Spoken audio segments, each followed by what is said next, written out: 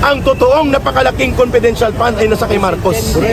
Mahigit 5 billion pesos yan taon-taon. Ang mga komunistang terorista na ginagamit ni Martin Romualdez para gamitin na magwasak sa ating mga political institutions at gamitin para magkagulo ang ating bansa. At hindi lang isa kundi tatlo sila dyan. Si Arlene Brosas, si Raul Manuel na puro mga komunistang terorista. Ano ang panawagan natin dito? Ito po ang dahilan kung bakit kaming mga dating rebelde at mga kadre ay nananawagan ngayon sa taong bayan. Hindi natin pababayaan na ang ating bansa na sinalanta ng terorismo, pang-ambush, panununog, pagpatay ng grupo ng CPP, NPA, NDF ngayon ay kinakandong at kinakandili ni Marcos at ni Martin Romualdez para gamitin sa maruming laro sa politika. This is now a challenge to the armed forces of the Philippines.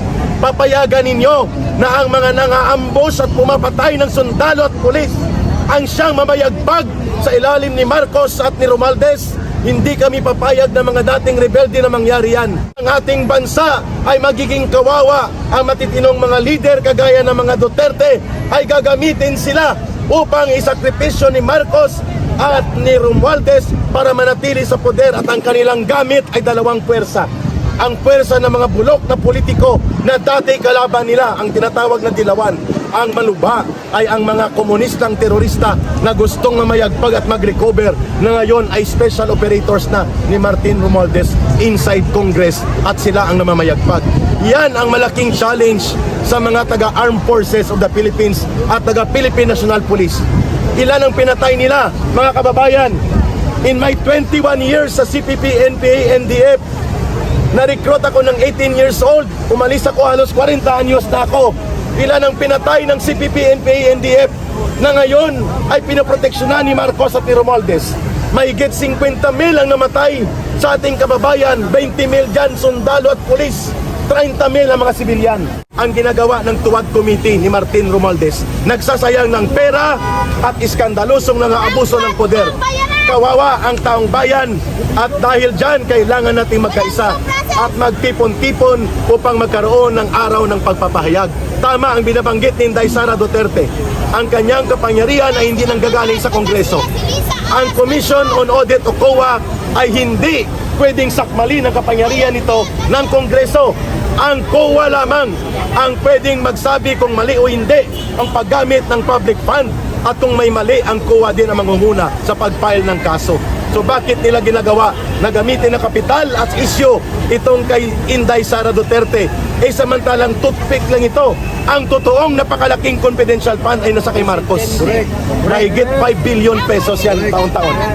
Nananawagan po tayo sa ating mga kababayan na magkaroon ng mapayapang pagtitipon dito sa EDSA Shrine. Ulitin po natin, mapayapang pagtitipon para ihayag ang saloobin natin na dapat panagutan ng gobyernong nakasalukuyan ni Mr. Marcos ang tatlong isyu kung bakit sa EDSA Shrine ang taong bayan. Number 1, sagutin niya ang iskandalo ng korupsyon.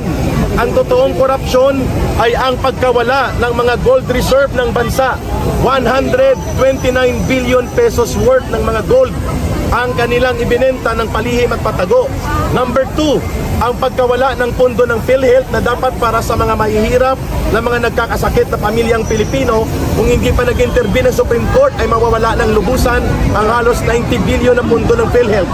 Number 3, ang dapat imbestigahan ay hindi ang mga confidential fund ng ni Sara Duterte na nagkaroon na ng reporting sa COA. Ang imbestigahan ang 1.3 trillion na flood control na inanod papunta sa baha ng bulsa ng mga bundat at kawatan ng politiko, na kung si Senator Ping Lacson pa, 80% ng mga kontraktor na ito ay mga kongresista din, mga walang hiya at talagang garapal at mga walang puso sa damdaming para alagaan at pangatawanan ang kapakanan ng mamamayan. Number 3 na isyu, maliban sa korupsyon na nagaganap sa ating bansa, mga kababayan, ay ang pakikipagsabwatan ngayon ng gobyerno ni Marcos sa komunista.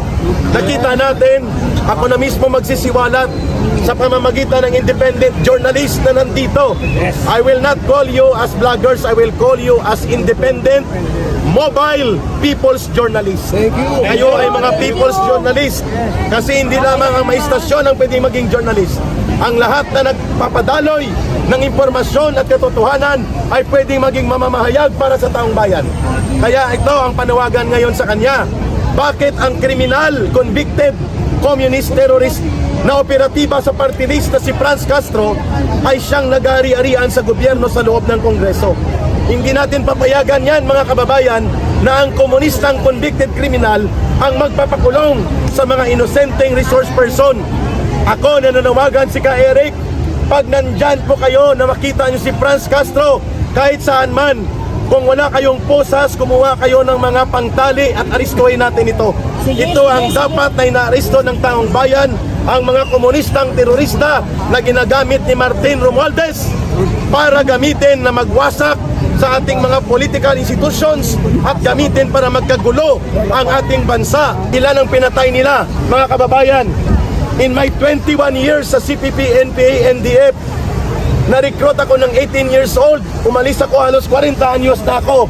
Ilan ang pinatay ng CPP, NPA, NDF na ngayon ay pinoproteksyonan ni Marcos at ni Romualdez. Mahigit 50,000 ang namatay sa ating kababayan. 20,000 dyan, sundalo at pulis. 30,000 ang mga sibilyan. Ngayon, sino ang dapat singilin? Anong mukha nila? Dahil wala na si Juma Sison. Ito ang natitira nilang pwersa like Franz Castro, Raul Manuel at Arlene Rosas. They should be brought before the bar of justice. And I do not understand why the armed forces of the Philippines are keeping silent about that. Pangatlo or pang-apat ay ang iskandalo ng incompetence and moral integrity of the President. Ano pong ibig sabihin nun? Ang Presidente bilang Commander-in-Chief at pinuno ng Estado at Gobyerno ay dapat hindi involved sa mga illegal na gawain, including ang pag-abuso sa illegal na droga. Therefore, nasa panahon ang panawagan ni Pangulong Duterte na para manatili ang integridad at competence and confidence of the people to the President ay dapat tumarap siya sa isang public disclosed na drug testing hair follicle based DNA type. At kung gusto niya samahan natin, ipanawagan natin, magpa-drug test ka! Magpa-drug test ka! At kung hindi, ay bumaba ka sa kapangyarihan at huwag mong ibulid sa masamang gawain at walang direksyon ang gobyerno at bansa na minamahal namin, Mr. Marcos. Yan po ang panawagan kung bakit nasa EDSA Shrine tayo. Ngayong hapon, ang mamamayang Pilipino ang nagbibigay ng kapangyarihan kay Marcos at sino pa man sa gobyerno, including ang mga kongresista at mga senador. Tayo rin ang pwedeng magsabi kung tama na o hindi ang kanilang ginagawa. At nakikita natin hindi tama ang kanilang ginagawa. Ang appointing authority ay ang Presidente. Therefore, walang karapatan sila Martin Romualdez na sila po ay tanggalan ng karapatan at kalayaan sapagkat sila ay resource persons. At naranasan ko rin po yan kung paano tapakan, kung paano alipustahin at abusuhin ang kapangyarihan sa harap-harapan. Kaya tinawag ko silang kangaroo court. Kaya hindi lang sila kangaroo court ngayon. Ito ay ang dapat ibasura na sapagkat walang saysay na ang ginagawa ng Tuwad Committee ni Martin Romualdez. Nagsasayang ng pera at iskandalosong abuso ng poder. Kawawa ang taong bayan at dahil dyan kailangan natin magkaisa at magtipon-tipon upang magkaroon ng araw ng pagpapahayag.